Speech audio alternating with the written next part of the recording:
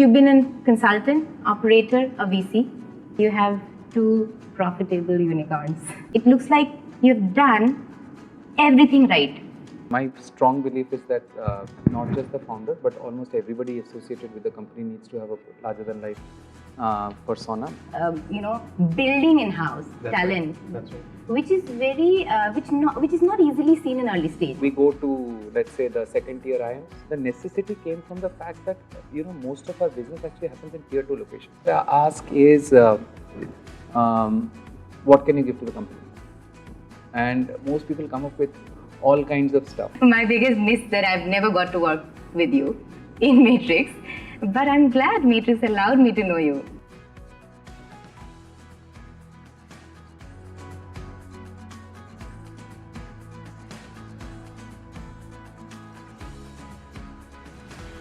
Hello everyone, I'm Rupali and this is Matrix Moments People First, a conversational series where we talk to remarkable founders, entrepreneurs and leaders on how they build successful ventures by building amazing teams around them. Today I have a very special guest, Asish Mohapatra, co-founder and CEO of OfBusiness and co-founder of Oxyzo. Ashish, I've been waiting to do this for a while, so can't be thankful enough. You've been connected with the Matrix ecosystem for a while. I think my biggest miss that I've never got to work with you in Matrix, but I'm glad Matrix allowed me to know you better, right? So thank you so much. Thank you so much. Yeah. Thank you for having me. Looking forward to a good conversation. No, I'm definitely very excited, and I'm sure I'm looking forward to knowing all the secrets. I know you've spoken a lot, right? But today we're going to focus more around your org building stories and hoping that a lot of entrepreneurs can learn from some of those. Something very close to my heart, so looking forward to it. Perfect. So Ashish, I think everybody knows, Ashish, you've been a consultant, operator, a VC, but when you started OfBusiness, while you had and have an amazing co-founding team, you were a set of first-time founders. That's right. Right? All of us, yes. Yeah. But still, when you look back, it looks like you've done everything right. At least good sales guys projected that way. At least it looks seamless. Right. It looks right. So I'm sure there was some framework in your mind, right? While you had a vision to how to scale a business, I'm sure there was a vision around how to build an org who can take this vision forward, right? What was that playbook that you guys started with? So my playbook was fairly straightforward. What I had seen at work in most successful companies, not just startups, but any kind of successful organizations, was very simple. That pretty much the founding team has to have some common values between them. Okay. And those are pretty much necessities and you can't really compromise on them. And on top of that, you actually have one or maybe two skills in each individual that the other can't replicate. So hence you inherently have trust because they have these common values, but you also have respect, which actually emanates from the fact that they do something that you... Complementary. Yeah, complementary. So the common values that we had and we still imbibe are, one, you have to be very hands-on. Each one of us does our own work. No secretary, no driver. We pretty much do our own work. No juniors, no handymen, no factotums. So one that. Two, very commercial. So you'll have to think profitability first. You have to, and third, you have to think company first. So you have to give your life to the company first and then think about yourself. So those are common values. But if you look at people who were in our founding team, somebody was very good he was very high on energy, Nitin Jain. Somebody was very good in detail and thinking about, gelling everybody together, Ruchi Kalra and stuff like that, right? So I guess that's how we chose our team. Wonderful. But we have access to seeing your journey and we know, right? For our viewers, Ashish would love to know the scale you guys operated from a size perspective, right? There are, fast forward, you guys started this 8 years back, fast forward to now, 8 years, almost 8 years, right? 7 years. Yes. You have two profitable unicorns, That's right? Right. So would love to know the kind of scale you guys have built in terms of what is the team size, how big is OFB, how big is Oxyzo? Yeah. So OFB today has close to about 650 people. And last year it did, for the full fiscal, it did a revenue of close to about 16,000 crores and a profit of close to 500 crores. Profit after tax of 500 crores.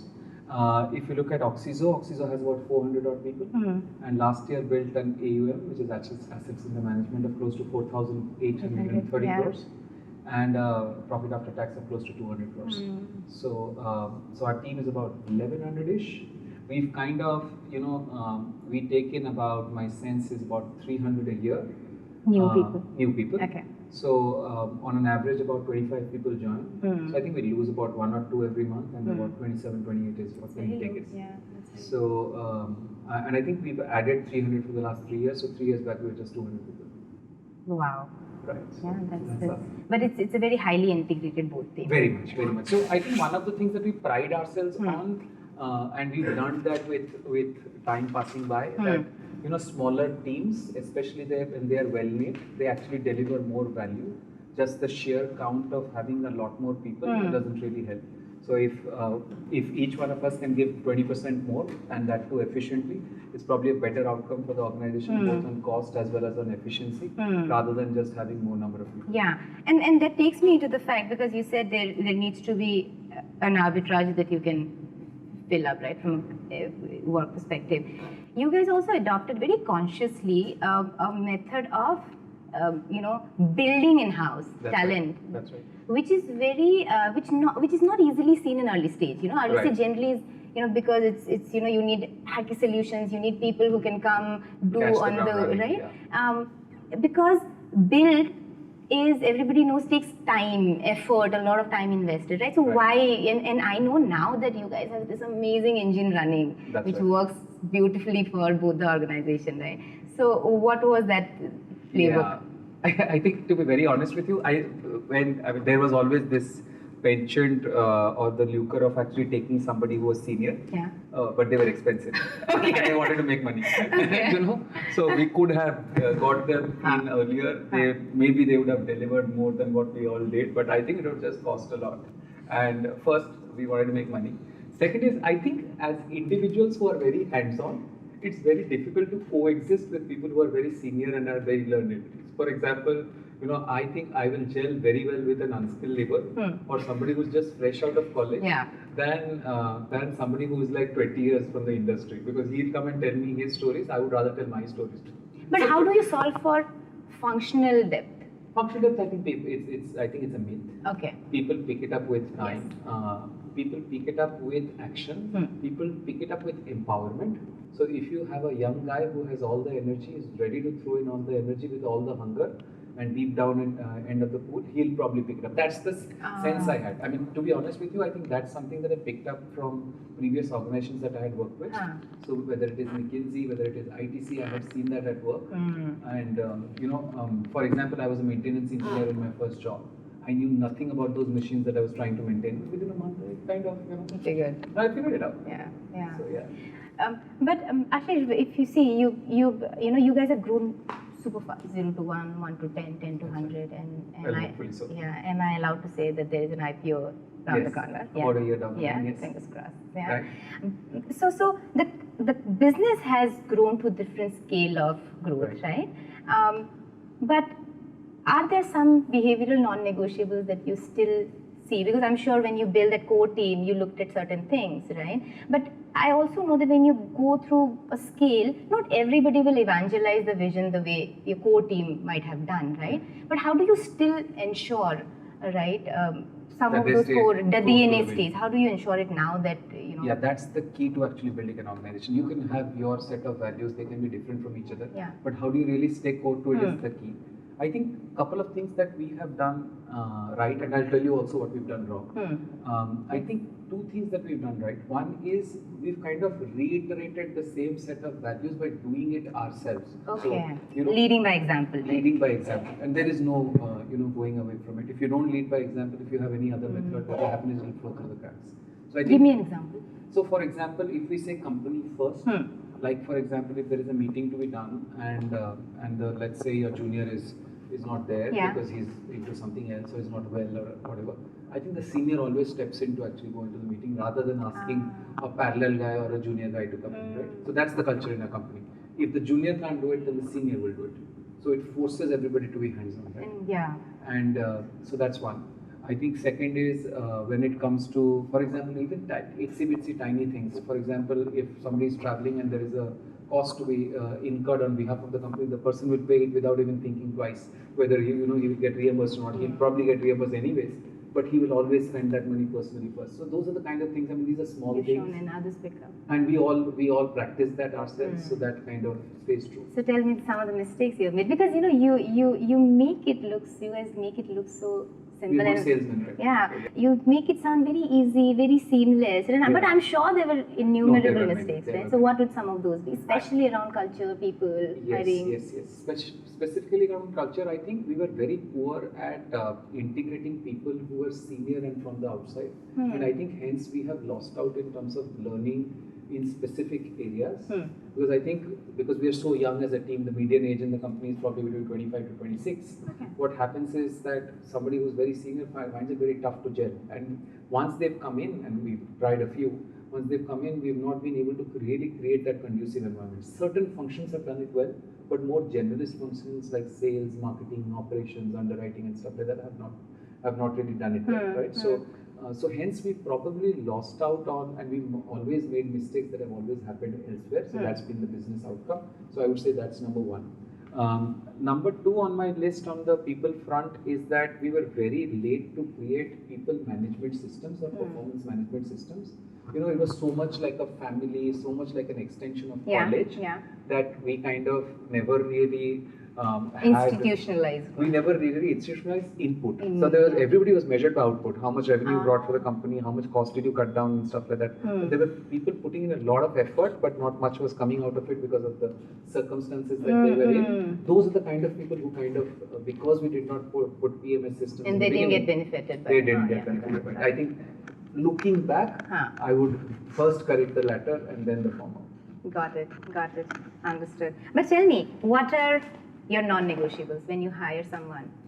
Non-negotiables first is the fact that the person has to always aim to do the right thing, not the fast thing or not the quick thing or not the most in thing. But how will you measure that? That's very simple. If you talk to somebody and you've been looking at it for like, let's say 10-15 years, you'll get to know. It's very intuitive. Okay. But there are some things, like for example, if you ask him how, when he's been in a trade-off, in a business trade-off, what kind of decisions he makes, what takes him to those kind of decisions. So that's one in the conversation itself. But second is more importantly, blind reference checks. If you do a lot of reference checks, you will realize whether the person is more jugaad or takes time to do the right thing. We would always take the guy who takes time to do the right thing, because we have enough people who will do jugaad inside, right? So I stand living example of it. So so that's one non-negotiable. I think the second non-negotiable is just working hard.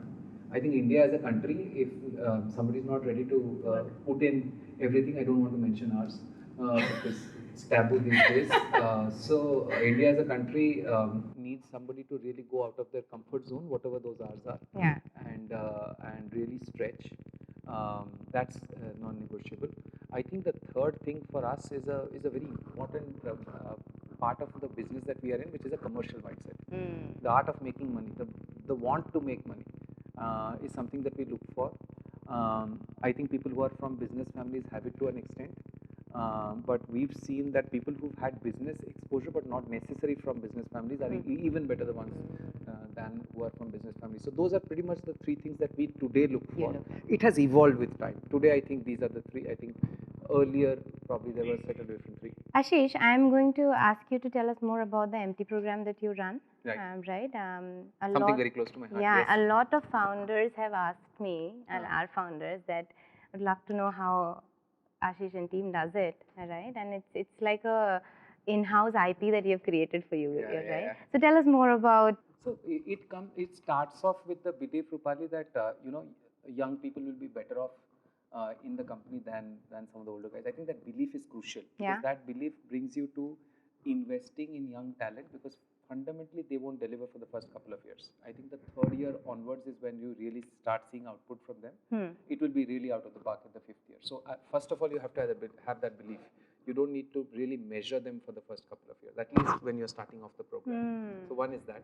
Two is, I think, to be very concentrated in a few colleges. You can't be going to Tom, Dick and Harry. Which all are the time. colleges you picked? So we kind of zeroed down on saying that we will not take the top tier. So first of all, we'll go only to B schools. Okay. Not to the engineering grads, because if Okay. the engineering grads join in, then they will fly off to B schools after some time. We want people to join to retire. Yeah. So we, even in B schools, we took the next rung, not really the top rung, because the top rung is really hungry. He's always mobile. He's always. But may I ask why? Because you are in IIT and that is why I yeah. hate IITs. So you know what? If I'm from an IIT Yeah. or if somebody is from an IM or an ISB, he's always looking for his next greener pasture. So more mercenary? More mercenary, Yeah. more. I don't want to say it, but. But is it bad?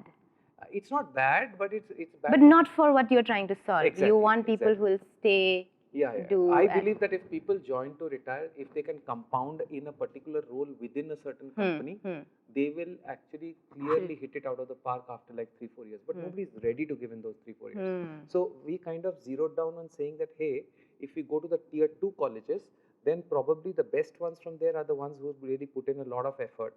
And those are the ones who will actually have a little more patience. So we go to, let's say, the second tier IIMs, Kashipur, Trichy, Udaipur, Rohtak, IFT, FMS, not really second tier, but still not really ABCL, right? So we go there, and a few other colleges which are a little less next rung. And so second is to be targeted, and we go there every single year, right?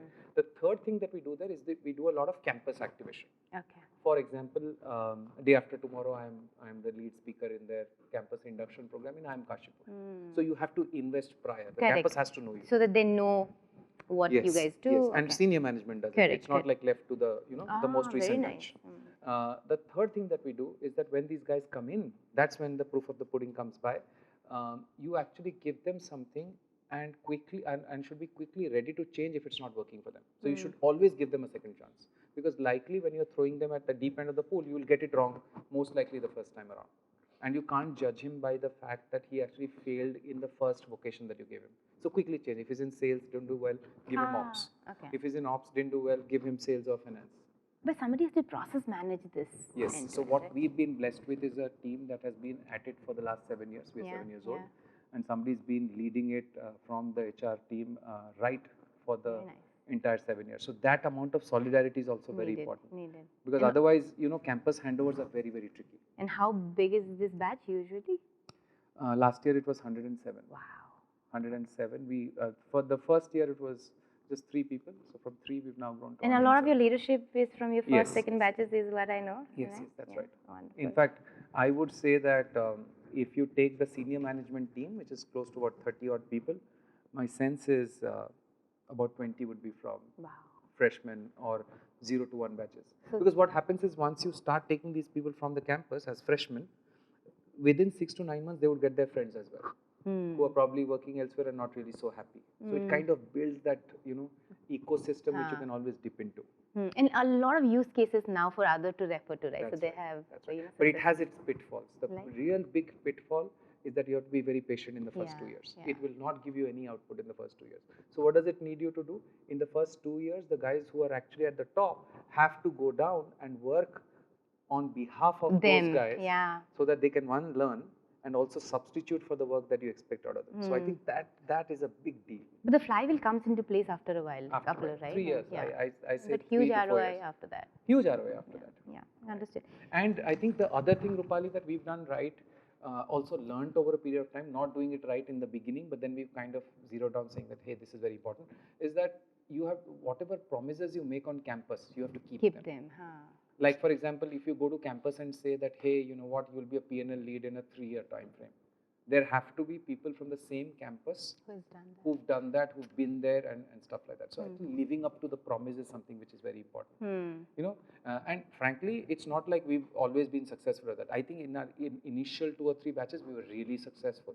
And then we had a 2 to 3 year hiatus where we didn't see any success, and then now then we have completely refreshed back into motion again. But assuming you've done, you've given them chance, sales ne kiya, fir ops ne kiya, kuch diya. I'm assuming after all this cycle, there would still be cases where it doesn't work out? Oh yeah, very much. See, typically retention in a batch, my sense is between 60 to 70% after a year. but that 60 to 70% after a year turns out to be 60 to 70% even after 2 years. So the guys The who stickiness last is a very year, high after that. yes, not only the stickiness from our side is very high, From but there. also from their side they do very well. So they also gain from the fact that they've Correct. been around for a year. Got it. Very interesting. We should write you should come up with this playbook. And we should No, we it's should a start, simple one. It just needs patience. No, it does. I think that's what startups lack. Right, That right, initial right. time Because investment. they just want results very, very Yeah, quickly, yeah, right? yeah. We were on the wrong side of 30 or the right side of 30 when we started. And that's where the solution looks very unbecoming of that stage, because I'm Right. thinking at that stage you guys needed fast Yes. solution for, right? Yes. Still you guys invested in this. But to be honest with you, Rupali, at that time we didn't have an option also. The necessity came from the fact that, most of our business actually happens in tier 2 locations. And if you really take people who are from the industry, they would like to be in metros. They would like to be in the hometowns. They Yeah. like to be where they're already rooted. Correct. Because they would have children and stuff like that. So it was more necessity. And more options for opportunities and Yes, stuff. yes. Got it. Understood. So I have a couple of rapid fires for you. Sure. What's your management style? Leading by example. Okay. Let go or level up? Let go. And are you okay to have some of these conversations directly? How do you do it? Yeah. Always, yeah. So do you take the bandit off in one shot? Or? Yeah, one shot. Okay, Always. got it. Deal breaker question that you ask in any interview? Deal breaker question that I ask is, what can you give to the company? Very intense. Right now. Yes.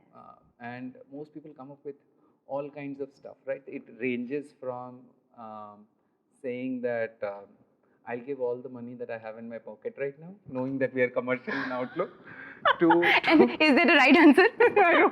it's the passion which he says that, right? Because the moment he says that I'll give you all the money in my pocket, I says, yeah, do it. Seriously? Yeah. You Some take people it? have actually laid it on the Wonderful, table. yeah. Two, saying that, I'll get my cousins, my uncles to also work for you for free. I've heard that as well. Oh my God. This one I really like. The first time Amazing. I heard it, I told him that, hey, tell your friends as well. It's a good answer. Very nice, very nice. Yeah. High on skill, but low on intent.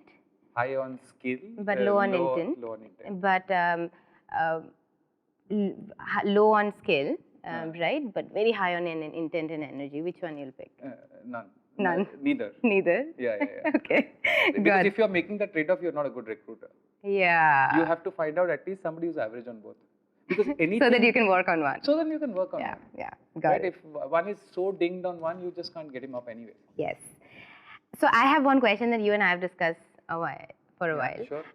This is my last question, I promise. Go ahead. Ashish, I remember when my first years in Matrix, right? And I was in awe with what you write. Your Sunday afternoon content in itself can be a master.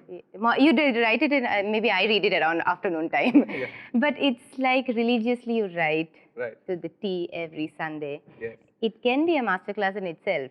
It also gives people a chance to not only understand about the business you're building, but also sneak peek into the culture that you have, right? That's right. Different,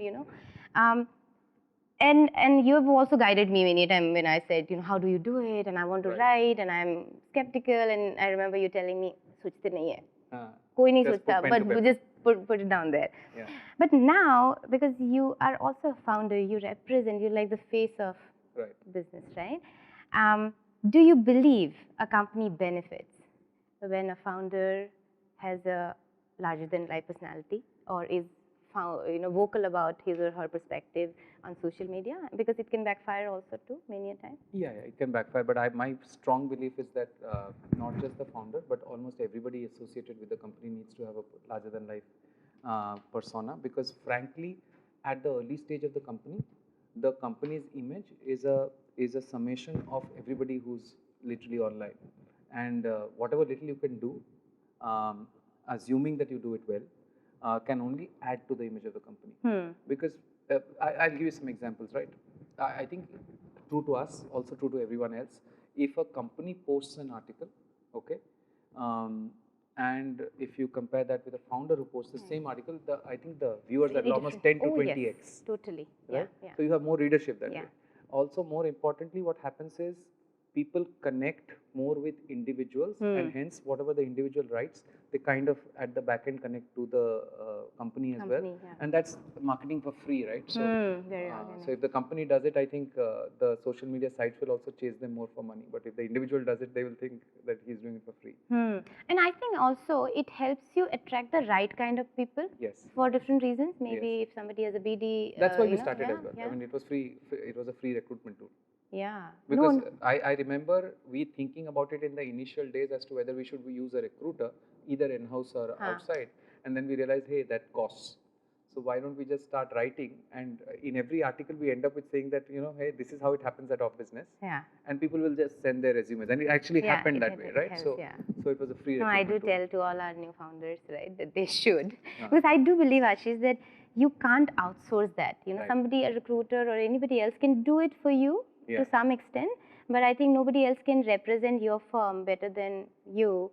Out there, right? In all honesty. Yeah, but I think as you grow, Rupali, it is more important that everybody else in the company picks up that bastion. Yeah. Like for example, if you look at us, I've been pushing everyone for like close to 3 to 4 years. Now there are active probably 3 to 4 other writers as well. Yes. It takes a long time for somebody to make that jump. But once they made the jump, they stay there, right? Yeah. So it has to be a group of people. It can't be just the founder. No, you have converted me for sure. I was, somebody outside the company. Yeah, sorry, outside the company. Right. I remember my first conversation with you was around this. That's right. Yeah. That's right. My last question. Again, sorry, a lot of last questions. What is an Ulala company? So to be very honest with you, I have always been, a big proponent of making money, right? And I was a big proponent of making money even when it was not the fad around. Today it's the fad. Everybody wants to make money, right? So people used to call me a Lala, and used to say that OfBusiness is like a La company. So somebody wrote a pretty long article about it, and I'm pretty sure I almost read it. And then I thought, what is the right way to respond to it? And I got like close to hundreds of messages, right? On just LinkedIn saying that, hey, we're waiting for your response. Why don't you respond? Why don't you respond? So I came up with this concept of saying that, hey, we are Lala. But the reality is, over a period of time, we've grown so much over the last 7 years that we've added oo to it. So we are Lala, but we've added oo. So we are oo Lala. And oo is? Sorry? Oo is? Lala, I know. Lala, it's just... Okay, understood. It's oo Lala, Tu hai meri fantasy. Correct. So we are everybody's fantasy right now, but still 2/3 are Lala. Because 4 out of 6 words of ooh la la is still a Lala. So that was the concept. No, but I must confess, so what an elegant response. I think, apart from that response bit, I think that's somewhere down the line, everybody expected you to do it. Because you are active and we thought you'll... But what stood to me is how your team rallied towards it, right? Your team, the entire OFB ecosystem, Oxyzo ecosystem, sharing, commenting, right? It stuck actually. Yeah, it we was. made a few posters around it as well. It did, and I could, and I think going through the comments was amazing to understand, because these were your employees telling and sharing. A lot of them were ex-employees as well. Is it? Yeah. No, amazing. That was great, and I hear you're doing an article, so waiting for that. But no, this has been amazing, Ashish. Thank you so much for sharing your journey. I think I've been always a big fan of, even you join Matrix, right? You hear stories. Any place you join, you hear stories of once upon a time. You definitely are the once upon a time stories that we still hear. Yeah. But I think being part of Matrix has allowed me to know you, learn from you. So very excited, and I'm hoping this experience would be, a lot of new founders can learn from it. So thank you, and looking forward to where the Ulala company goes to the next level. Thank you so much. Thank you for the kind words, and good luck with the show going ahead. No, thank you. Looking forward.